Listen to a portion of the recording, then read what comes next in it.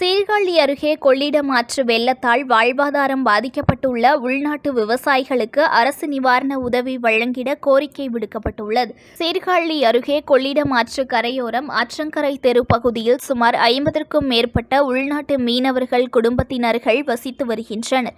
இவர்கள் சிறிய படகுகள் மூலம் கொள்ளிடம் ஆற்றில் நாள்தோறும் வலைகள் விரித்து மீன்பிடி தொழில் செய்து அவ்வாறு கிடைக்கும் மீன்களை கொள்ளிடம் சோதனைச் சாவடி அருகே உள்ள மீன் விற்பனை கூடத்தில் வியாபாரம் செய்து வரும் வருவாயில் குடும்பம் நடத்தி வருகின்றனர்.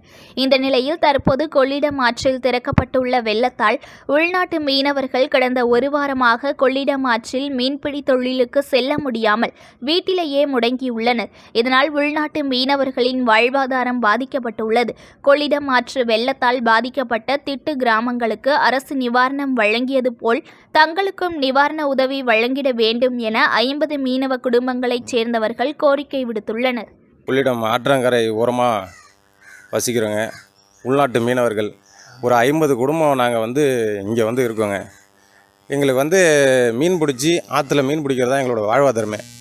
கிட்டத்தட்ட பார்த்திங்கன்னா இந்த தண்ணி வந்ததுன்னா ஒரு 20 நாளைக்கு இந்த தண்ணி ஓடுங்க. அந்த 20 நாளுமே நாங்கள் வீட்டில் சும்மா தான் இருக்கணும். அப்போ பார்த்திங்கன்னா நிவாரணத் தொகையாக இங்கே இந்த கரையோரம் இருக்கிறவங்களாம் நிவாரணத் தொகை கொடுக்குறாங்க. அப்போ பார்த்திங்கன்னா எங்களுக்கு அந்த நிவாரணத் தொகை கிடைக்கவில்லை. இந்த அரசு எங்களுக்கு நிவாரணத் தொகை வழங்குமாறு கேட்டுக்கொள்கிறோம். News1 தமிழை லைக் பண்ணுங்க, கமெண்ட் பண்ணுங்க, ஷேர் பண்ணுங்க, மறக்காம சப்ஸ்கிரைப் பண்ணுங்க.